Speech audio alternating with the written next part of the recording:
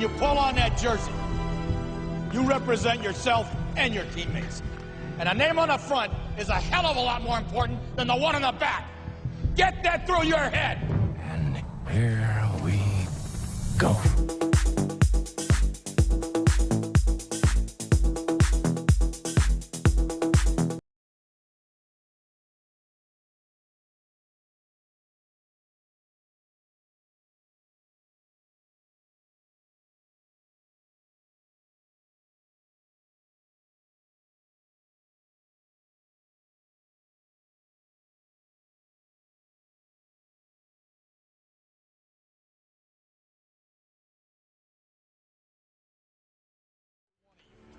When you pull on that jersey, you represent yourself and your teammates. And a name on the front is a hell of a lot more important than the one on the back. Get that through your head. And here we go.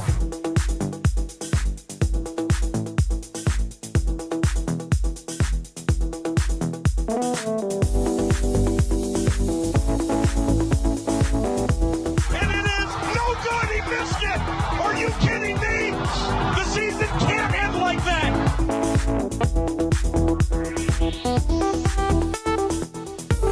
The playoffs? Don't talk about playoffs. You kidding me? Playoffs? I just hope we can win a game.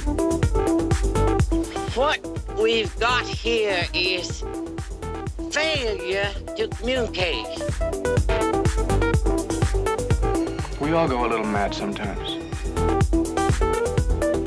Some goofball in a hat and a red shirt. Now he takes off the shirt. He's running down the middle by the 50. He's at the 30. He's bare-chested and banging his chest. Now he runs the opposite way. He runs to the 50. He runs to the 40. The guy is drunk, but there he goes. The 20. They're chasing him. They're not going to get him. Waving his arms, bare-chested. Somebody stop that man.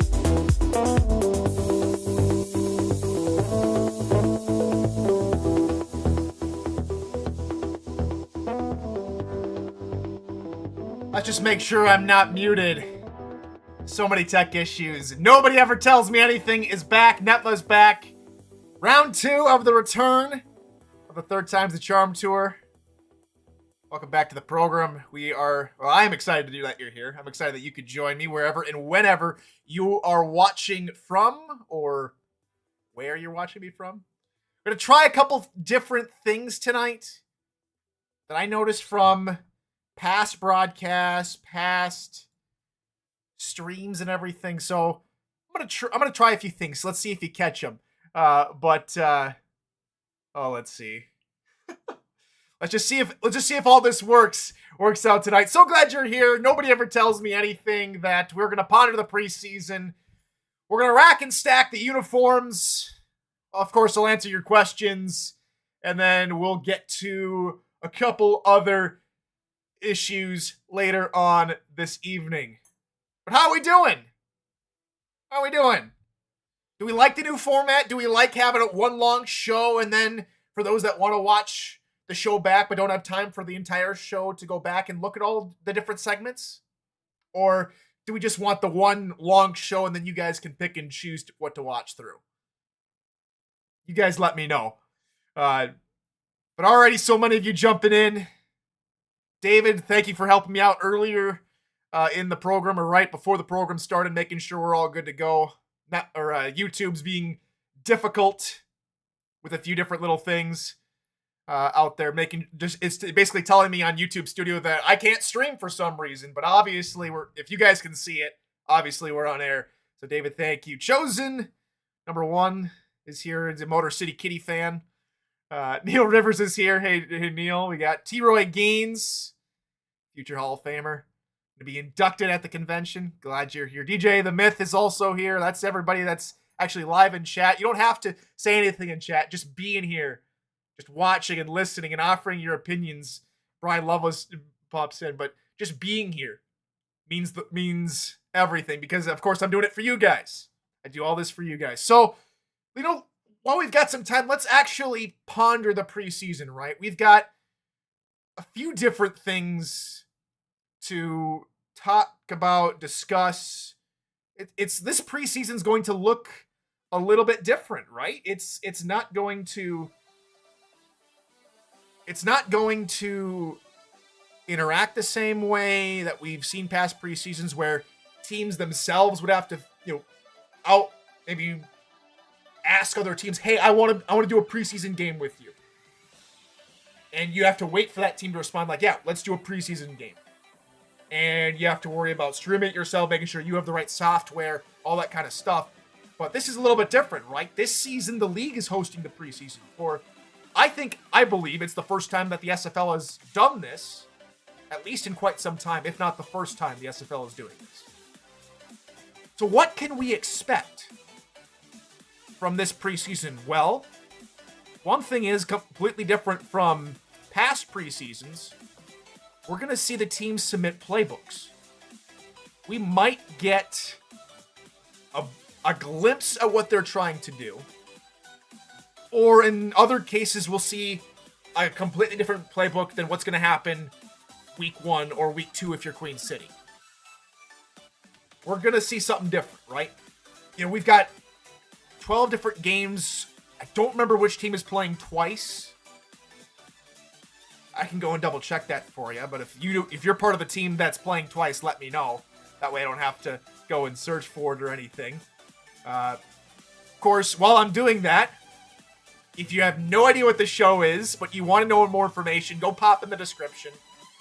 Join the Discord server. That way you can go ahead and put in some show questions, ask me a random question, or just talk in general in the speakeasy, voice chat, or in the lounge. It's all there for you and whatever you would like to do. The server is for you guys. If you like the show, I'm going to put it out here right now. If you've liked the show or like any of the past NETMA shows, go ahead and leave a like. If you're not subscribed to the channel, please subscribe to NETMA. Got to get that YouTube algorithm in, right? Something a little bit different here. But let us Swarm plays twice. Thank you, Chosen. Okay. So the Swarm are going to play twice. That's the only team we'll get more than one look at. Thank you, Jay. Thank you, DJ. A lot of people putting in Atlanta. Thank you. But just like in the past preseasons, we might not know how much to garner, how much we need to take a closer look at, what we need to key in on, what we can't key on. But something that the entirety of the SFL now is going to be on alert for is we are going to witness what the SFL truly will act like, will play like, coming into season 21. Yes, we've had all the preview games, the alpha version, if you would be so kind. But what we're going to see here, what we're going to see in this preseason is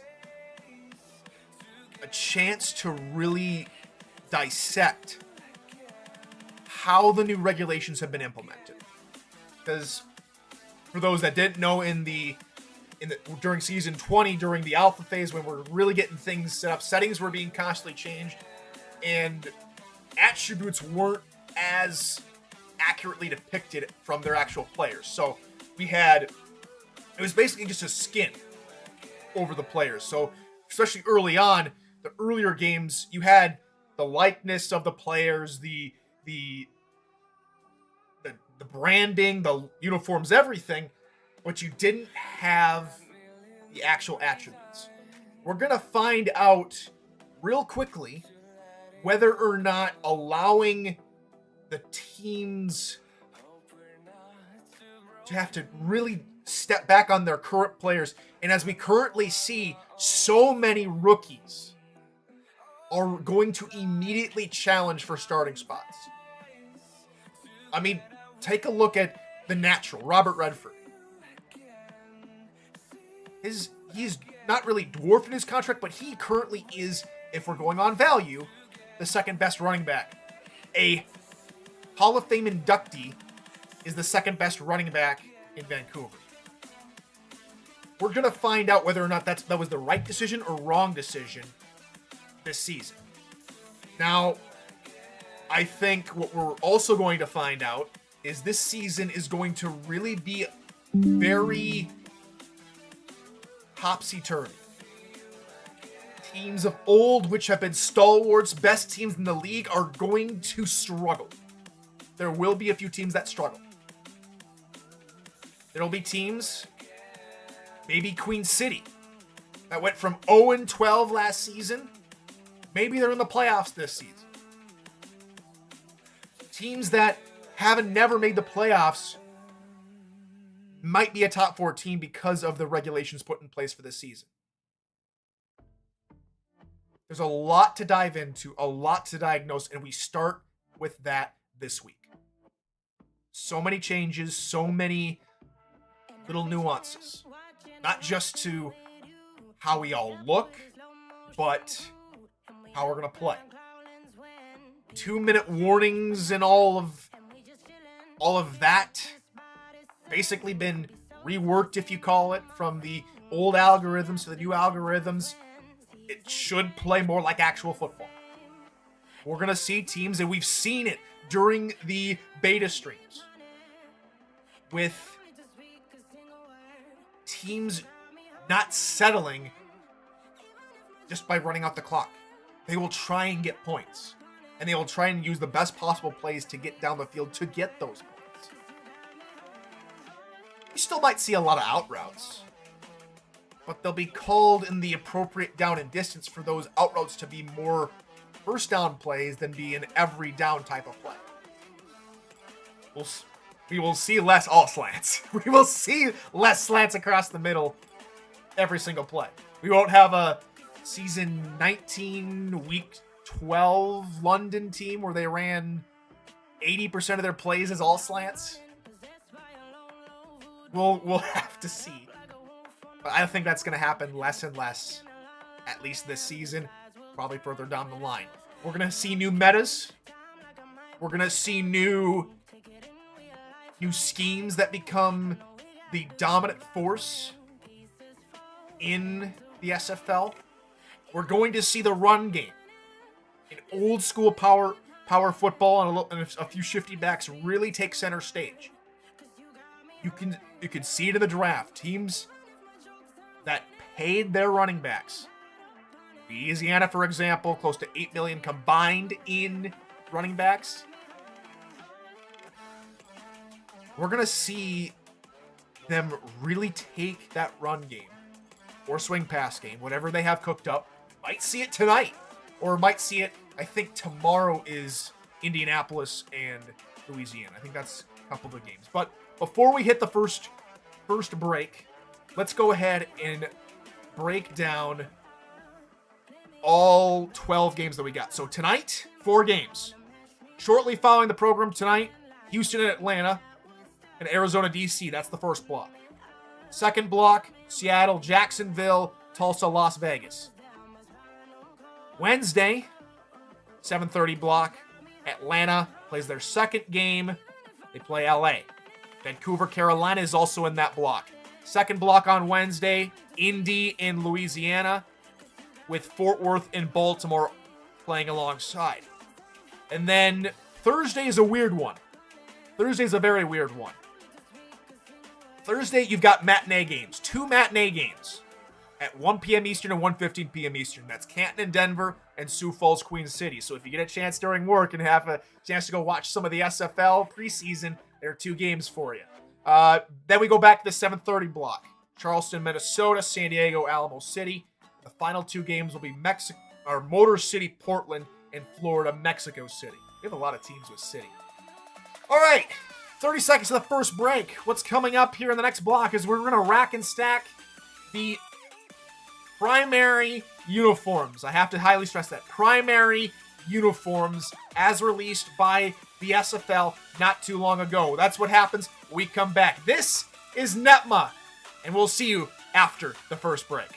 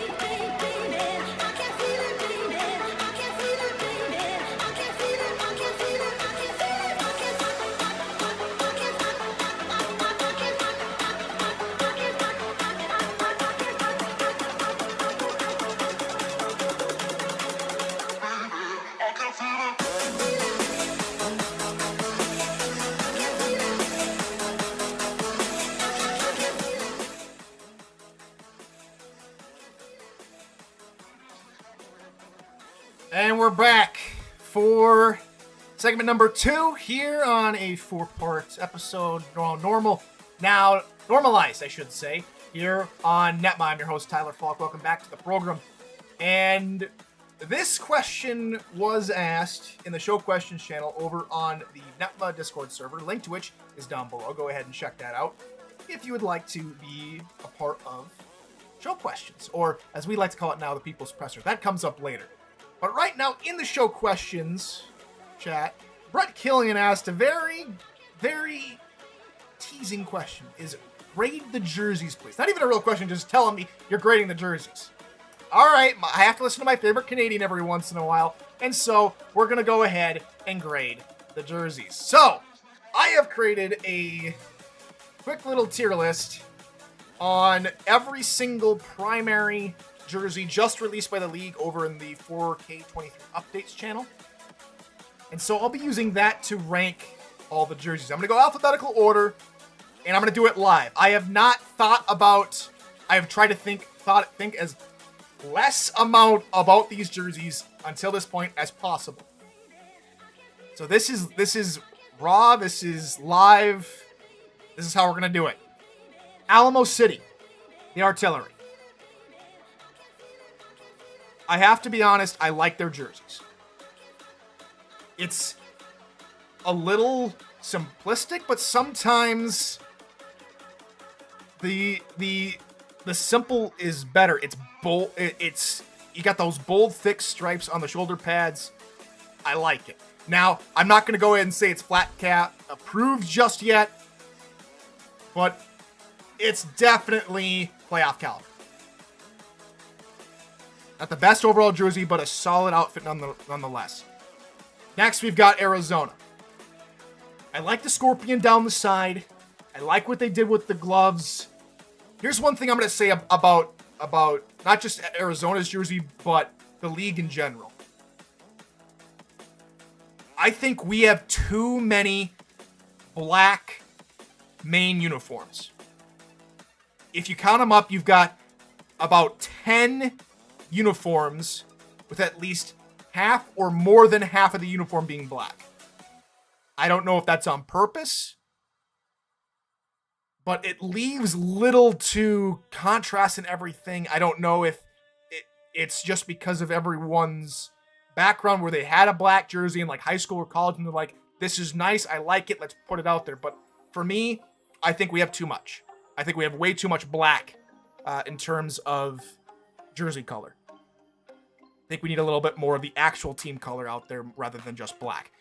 But as far as Arizona's goes, it's a very good jersey. I'm going flat cap approved for Arizona. I really like the design. It's clean, it's efficient, and it. I just noticed it now, but the scorpion tail down the middle of the helmet, very nice and intricate to detail. Atlanta, I'm going baseline. And I wanted to give it, I can't give it stuck in APF, but I can't give it playoff caliber. The thing for me is,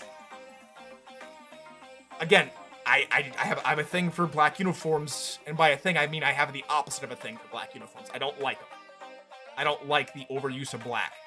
Now, if it would have been green or blue, and I know I've seen Atlanta have a blue or green uniform, so I know that's just not it, but I don't think the lime green hive accents really work with the black. I just don't, so it's baseline for me. We keep on going. We got to go fast. Baltimore, it's clean. It has its homage to the amount of championship rings on there. It's basic. It's baseline. Nothing new there. Canton, meanwhile, again, it's kind of like Alamo City. It's cream. It's simplistic, but it's a good choice. It's a good choice to be that simplistic. So I'm going up there with playoff caliber. I like Canton's jerseys. Carolina. The wings and the helmet, the alternate logos for everything. Again, I like more of a bold style design, and I have to go with playoff caliber for Carolina as well. Charleston have one of the sleekest jerseys out there.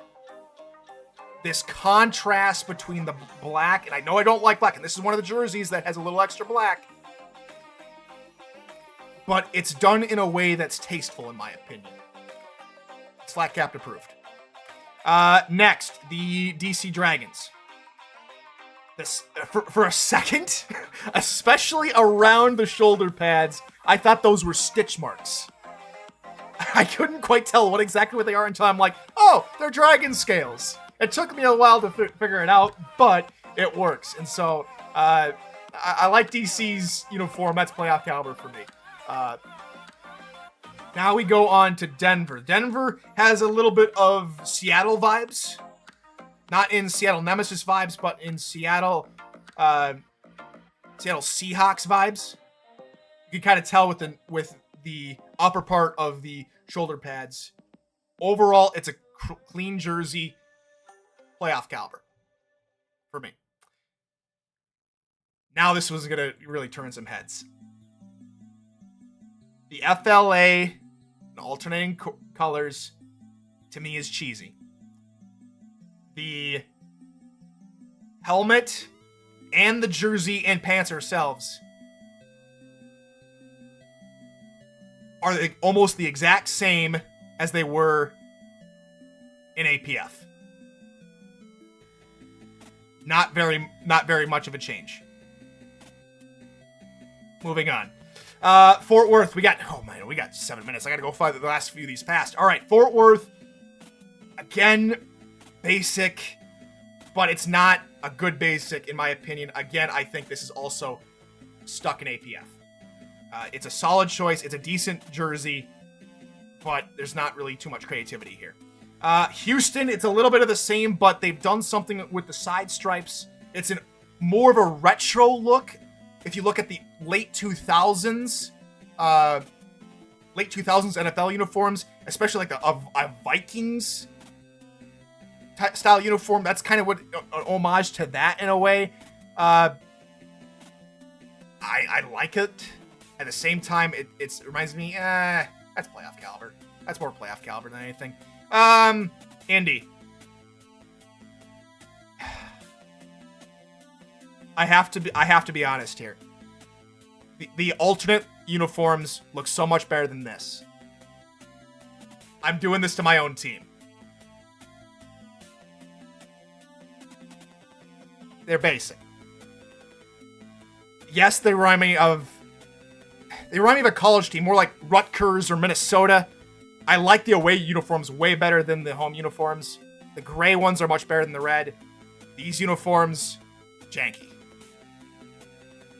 Maybe we do something underneath the Nike logo, and I'll see you in the front office, Chad. I'll see you in the front office. Maybe we alternate the red and black there at the shoulder, but it's just one color. It's one color. But I really like the other uniforms. I'm excited for week one, but these uniforms, I'm sorry, Chad. I know it's hard. I know it's hard getting these uniforms right. Like Jacksonville here, they're paying homage to Duval. It's all purple, which is different from Minnesota Vikings. I have a thing for purple and gold. We go playoff caliber for Jacksonville. Moving on to LA. To me, maybe it's the lighting, but it almost looks like a green, the yellow. It almost looks like UCLA. 2-10. 2-10. 2-10 for LA. Moving on to Louisiana. I like they put the Revs on the side. They've got a couple different alternate logos on there, alternating pants to jerseys. Let's see. I think it's more baseline. It's a good jersey. Moving on, Las Vegas. There's so much they could do here, but it's too much black. Too much black, in my opinion. Real quick, this is horribly Motor City's uniforms. They had a decent draft. I might have criticized them on their quarterbacks. I'm going to criticize them on their uniforms. This is a direct copy and paste from APF. So much so it's 2 and 10. So much so it's 2 and 10. Honestly. Moving on. Minnesota. It's nearly identical to APF, and so therefore I have to put it in APF. Not a bad jersey. Just stuck in APF. Moving on. Mexico City. The one thing for me that saves this jersey is the tribute to Matt Wilson. Haven't seen, there's not really a uniform that does anything like that. They have the stadiums that do it, but having the Matt Wilson trademark number on there, that for me automatically, it makes it playoff caliber. We'll go with playoff caliber. All right. I told you I was trying to think long and hard about all these, looking for the best uniform. In my personal opinion, the best uniforms in the SFL at this time is a real good tie between the top three. And Portland have one of the best uniforms. It's a clean look, but they didn't just slap the main logo on there. They wood marked it with a couple of streaks there for the Portland main uniform. Portland have one of the best uniforms. Moving on, Queen City. Again, it's so stuck in APF. There's no creativity to it, and it's all black. I can't. They had a great draft. These uniform. Queen City needs to do something. They need to do something other than just be black and white. Yes, they might have been the first team to win an SFL championship, but they need to do something other more than black and white. San Diego, of course, military themed, Maverick themed. The off color for me is it's different. Gold to army green. I'm gonna go. Baseline. Baseline on San Diego. Okay. Seattle. Wow. I'm looking at this. I'm going to try not to take too much time. We only got a minute left. Seattle, I think, is an identity crisis. If you're going to have a shroud, pay homage to it. This camouflage style doesn't work for me. It doesn't work for me. I'm sorry. It's audacious. It's inventive, but it's too much. Carlos Sainz wants to stop inventing. Stop inventing. And Queen City didn't invent. Seattle over-invented, in my opinion. There we go. 3 to go. Sioux Falls. It's clean. It's crisp. I like the SXF on there. Decent. That's baseline. Tulsa, a little bit of the same from last season. I'm also going to go baseline on Tulsa. And Vancouver. A little bit better than baseline, a little bit extra color in there. It could be argued that it'd be the other way. But that is going to take us to the next break. Stay tuned for segment number 3 coming up.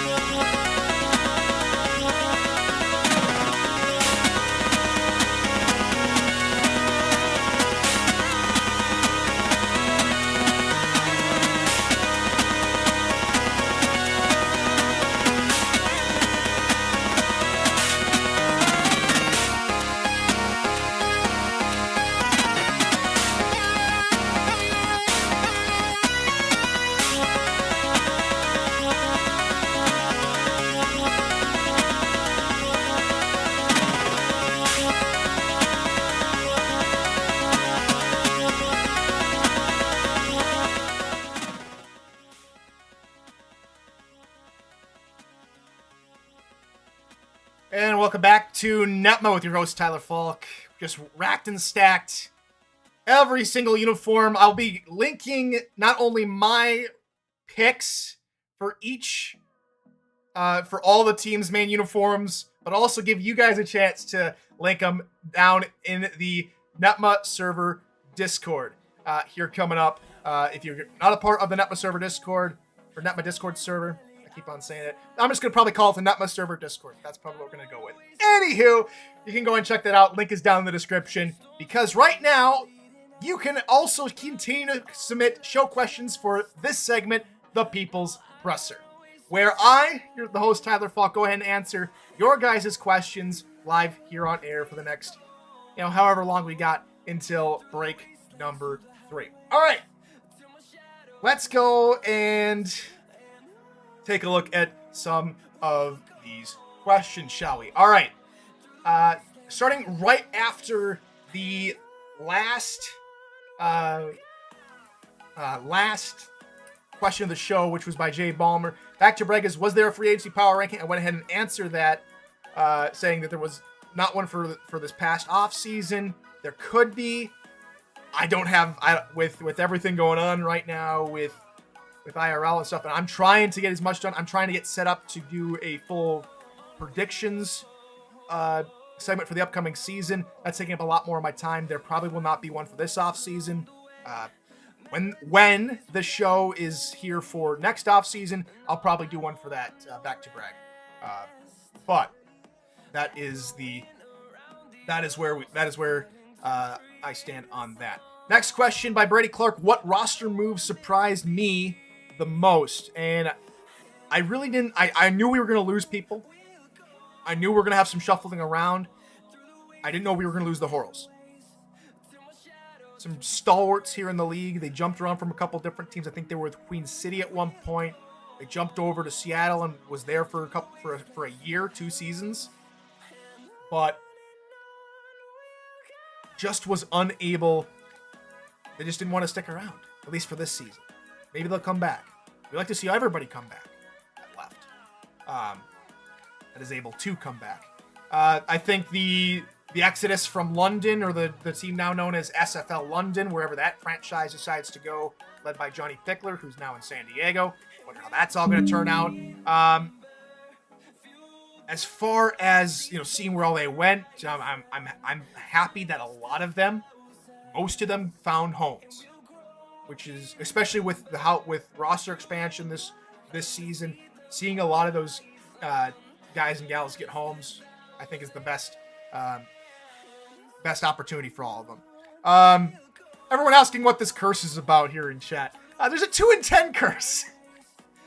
There's a reason why there's 2 and 10. My first ever show, I said Atlanta. In my first season, one of my first shows, I said Atlanta was going 2 and 10. And Atlanta not only didn't go 2 and 10, they made the playoffs. So whenever I make a 2 and 10 prediction, everyone calls it 2 and 10 curse. They're cursed not to get 2 and 10. I don't think I've ever been right on a 2 and 10 prediction yet. I think my 2 and 10 prediction last season, off the air, was Queen City, and unfortunately they got worse than 2 and 10. So, but since it wasn't on air, it don't count. It's not so that's what 2 and 10. That's the 2 and 10 curse means. Robert Cherry asks, with London gone and based off off-season signings and draft picks, who has the best opportunity to win that division? Which team do you will do best against that Atlantic division since they play them extra times? All right. Oh, the 3 teams in there: Queen City, Motor City, and Canton. Canton arguably got one of the better quarterbacks in this offseason. Of course, Cameron Curtis left. They bring in Scar Patterson, who was putting up unsightly numbers in San Diego. If they can get that kind of production out of him with guys like Mike Twinscrew, not only coaching but at a wide receiver spot, Canton might do some things. Queen City had the best draft in that division, had a top 5 draft in my opinion. Motor City, I've got options now at quarterback. This is the one thing I was going to talk about early in the show is I thought that the quarterback Moore, was going to transfer over higher. And so that was some of my opinions last week didn't really affect that or reflect that specifically. So the reason why that Moore is lower than Creata is due to that's the most he can go. So my apologies. I make mistakes. My first time back, I'm bound to make some mistakes, and I'll openly admit it, and I'll openly try and correct them as we go on, because it only makes me a better journalist, but makes you guys a more informed audience. So please keep me on task. Please keep me up to date with all this kind of stuff. So with that being said, I think Queen City should turn it around. They should get, I'm thinking they're going to get about 3 to 4 wins this season, at least.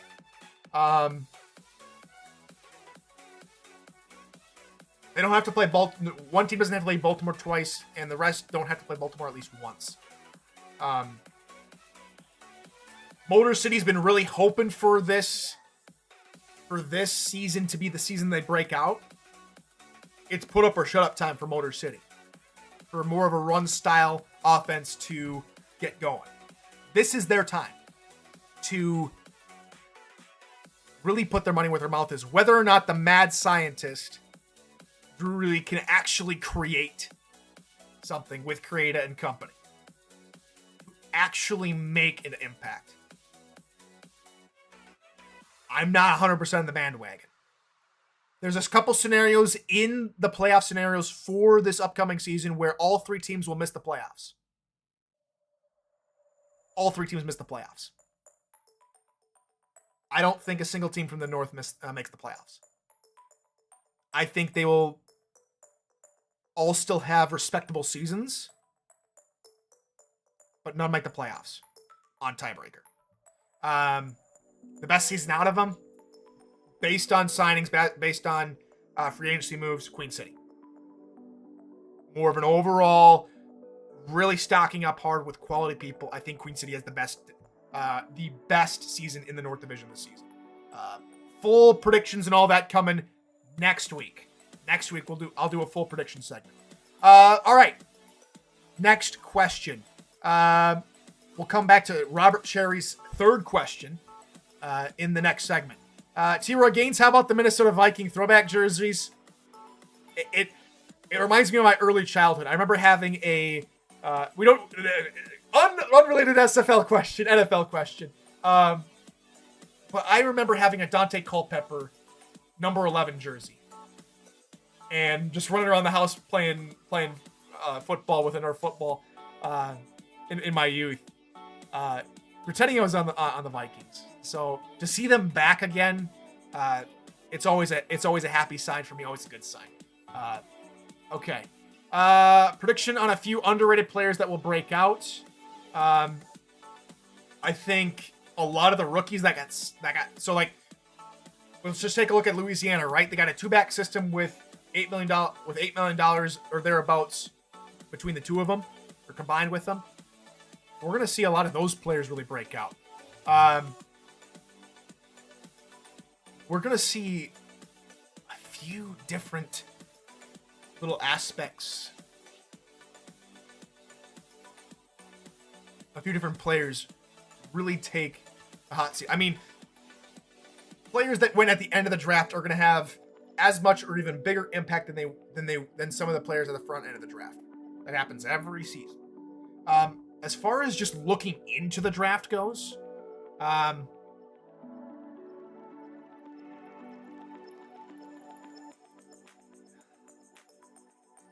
to me,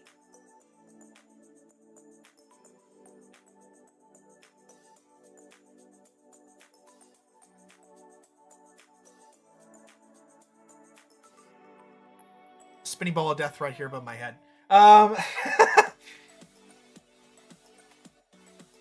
There's a few underrated teams. I'm gonna just toot my own horn for a second. Melodious Manning who should play more of that nickelback role or dimeback role. might have a few picks this season. Very underrated person, very underrated player. But I mean, it could also be guys like Zachary Hamburger or J.J. Bailey, Arizona and Florida Storm DBs. Dusty Kilbert, one of the best names out there. I'm partial to a Twins player called Killebrew, but I digress. I mean, Houston at one point had Mike Jones, now they have Mike Bird. Can't get away from these mics. They have Mike St. Green. Like, all the mics flock to Houston in a way. Let's see. I think this rookie class, with how the regulations were worded and given, are going to have a massive impact. This new era will be met with a whole lot of new faces, and these new faces are going to make plays. These backup quarterbacks might see some game time and might make a spectacular play here and there. Which Thumper got to be the first backup quarterback taken. I'm interested to see what Las Vegas does. Do they give the ball to him when Las Vegas are struggling? It's a real big question, real honest question that teams are going to have with themselves. For instance, we've got Jacksonville. What is OJ Bruin is now the second best quarterback on that team with Kenny Slider there. Who gets the day one start? That preseason game, Jacksonville's preseason game is tonight. We'll find out whether or not I'm calling that game. I'll get to find out right then and there whether or not I'm calling Slider or I'm calling OJ Bruin first play from scrimmage. Do they give it to the veteran or do they give it to the SFL proven rookie, not pro rookie, or not pro proven rookie just yet? Really gonna have to figure out what's going on in that regard. Let's see. Which teams that missed the playoffs last season do you anticipate making it this season, and vice versa? That's a tough question. Full predictions will be next week. I'll have a better answer for you guys on that next week. Ex-London player you think is most likely to stay with their new team in season 22? I think a majority of them will stay with their current season. I think if we just take another quick look at all of them moving, I think Rob Noel stays in San Diego. Fox Highwind will probably stay in Seattle.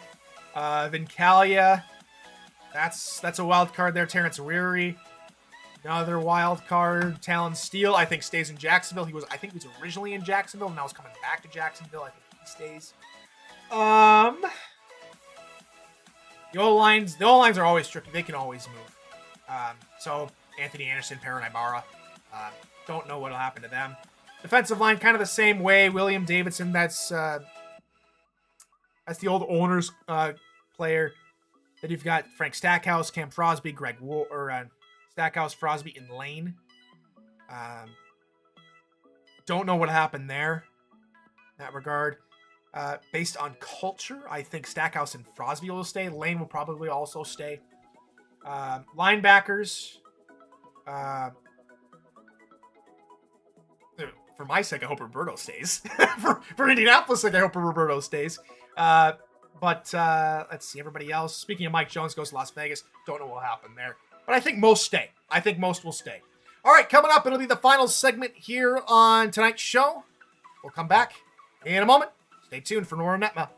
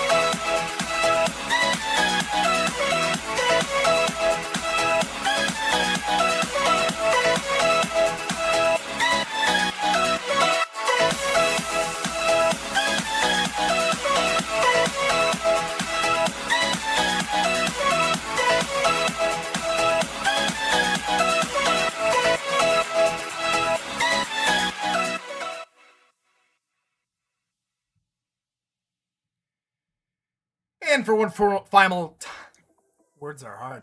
For one final time this Tuesday evening, we are back here with more NETMA. I'm your host, Tyler Falk. Welcome back to the program. Quick housekeeping note. Tuesdays will be the official broadcasting days for NETMA.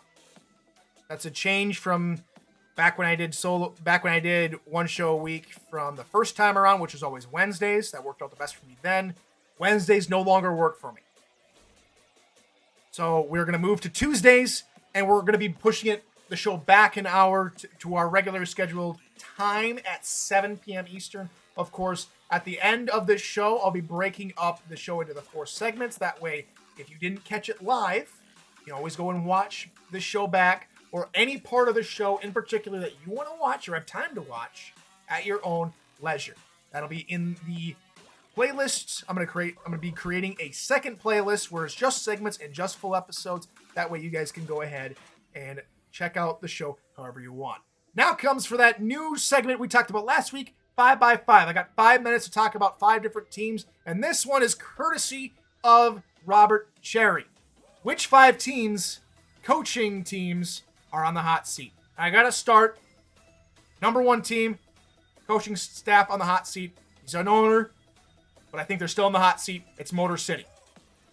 Motor City has been waiting for this moment, waiting for a change in regulations to be more their style. Heavy sets, power running football.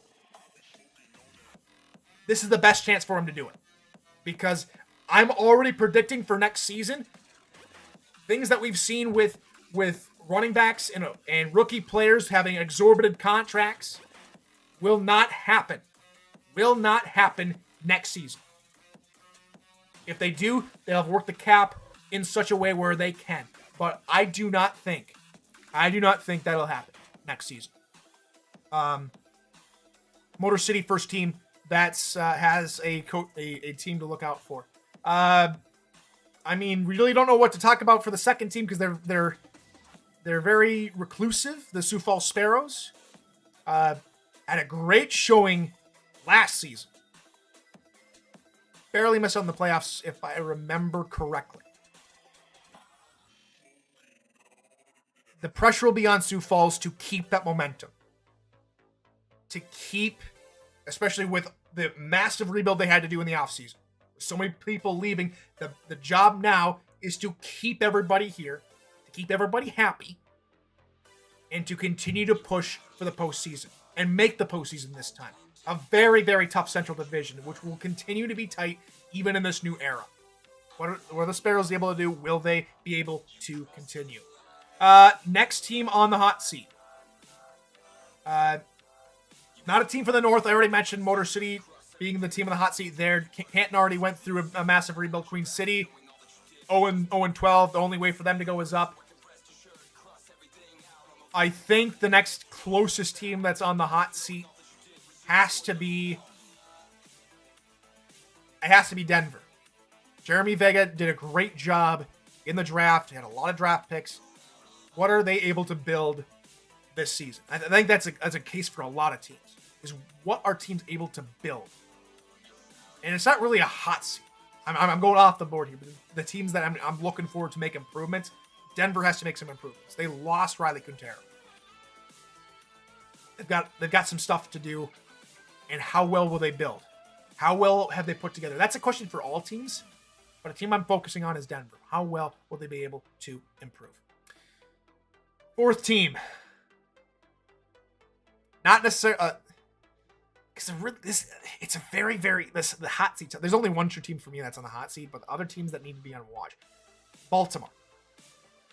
Great dynasty. Fourth team on the hot seat. Why? Can they keep the momentum into the new era? Can they keep rolling? Have they transitioned well into this era to keep the dynasty going? This might be the one season where they slip up. Might be the one season where they're caught off. But it'll only be one season, I think. One or two. They're like Mercedes in Formula 1. They'll stumble for a little bit, but they'll come back to bite you later down the season. Anywho, fifth and final team on the hot seat. Jacksonville. Jacksonville. Fifth team on the hot seat. Why? They have a quarterback controversy. How are they going to rotate Bruin and Slider? How are they going to manage both players in the locker room, both players on field? Will they be able to get enough out of their offense to keep the team going? Will they be successful this season? Will the new era have changed how OJ Bruin's play is affected? This is one of the biggest areas for me. Jacksonville quarterback controversy. How well do they adapt? Will it be enough? All right. That's 5x5 in under 5 minutes this time. Let's go. All right. Jacksonville, Motor City. That's 2. Denver was one of them. That's 3. I'm trying to remember every team I mentioned. Sioux Falls and Baltimore. That's the 5 teams. Not necessarily hot seat, but that's about where they are. All right. Lightning round. Last 7 minutes, 40 seconds, where I answer questions from YouTube chat, where I answer questions from the NETMA Discord server, in the show questions channel, or in the lounge, whichever you prefer.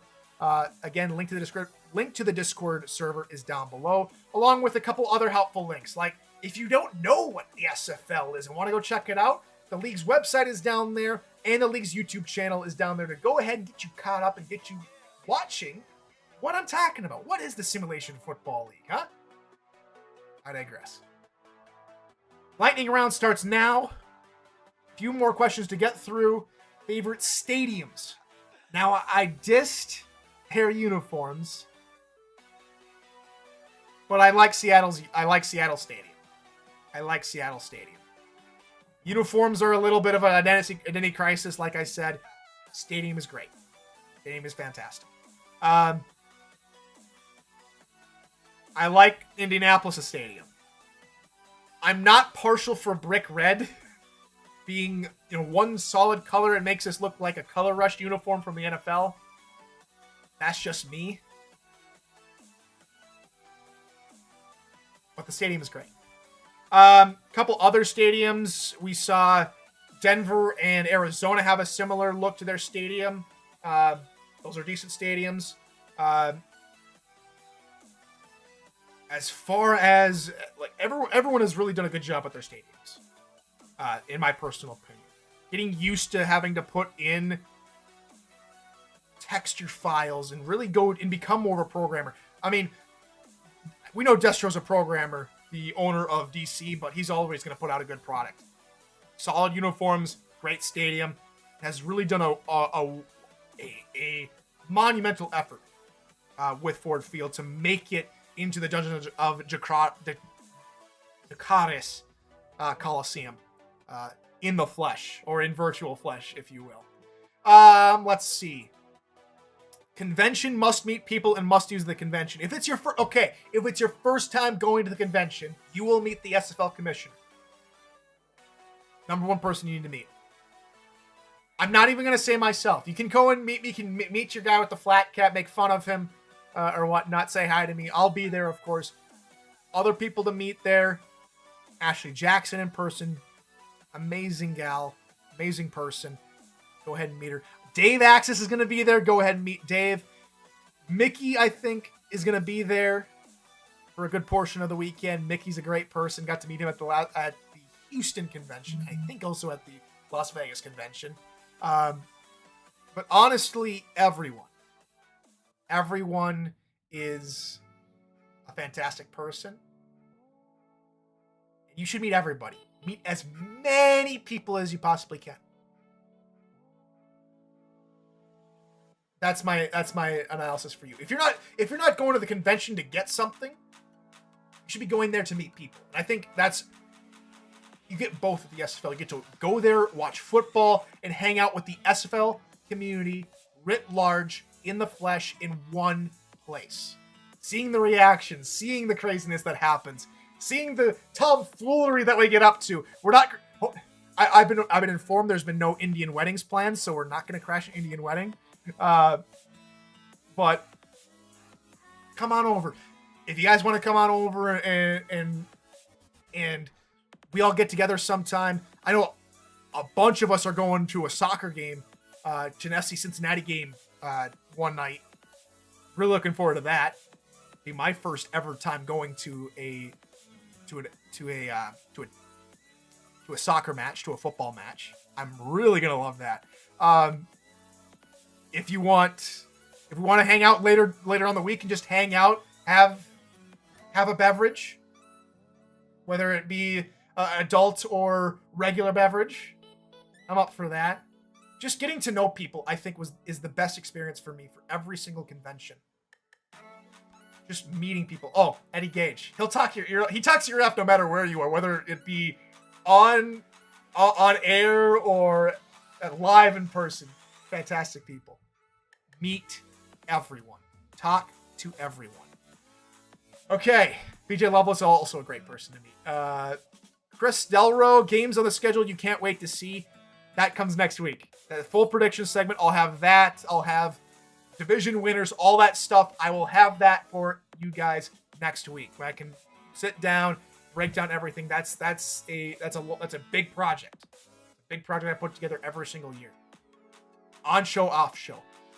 3:30 to go in the last little bit here of the program.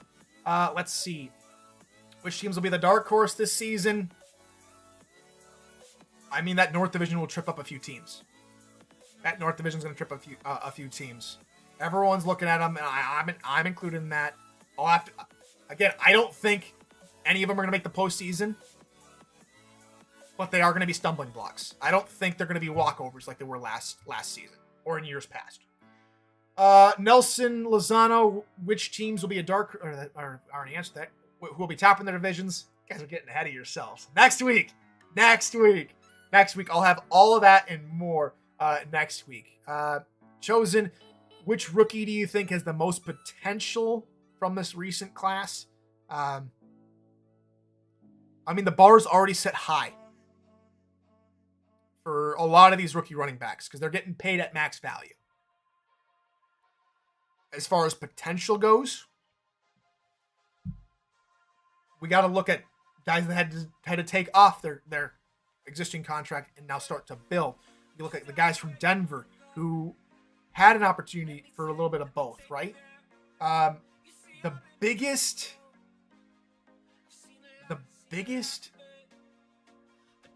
player that could make the biggest impact and have the most potential. That's for everybody.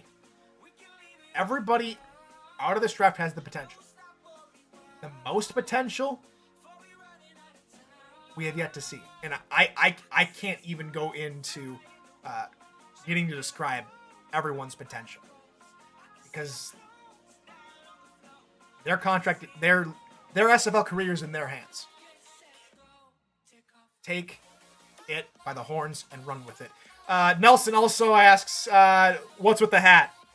It's just my style. It's just my style. You don't like it? Let me know. But that won't stop me from wearing it and being myself. And that also is a response to you guys. Be yourself. Don't let anyone tell you you should be anyone else. That's a big tip from me to you. Be yourself. Don't be forced to be anyone else. And that's going to do it. That's going to do it for the second program for the return of NETMA.